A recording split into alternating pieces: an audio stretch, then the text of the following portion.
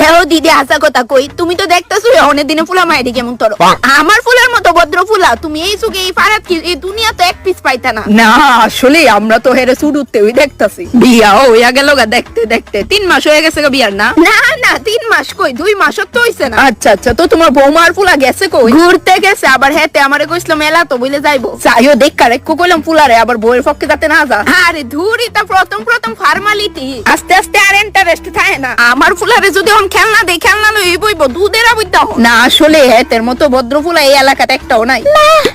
মা বাবু এত তাড়াতাড়ি আয়া পড়লি যে, তোরা মেলাত গেছস না? হ্যাঁ মা, মেলাতে যাইতেছিলাম, তারপর হঠাৎ করে লেদিকা বমি করে শুরু করছে, মাথা ওবেলে ঘুরাইতেছিল। তারপর তাড়িলে হসপিটালে গেছি, হসপিটালে দেখা সোজা বাড়িতে আইছি।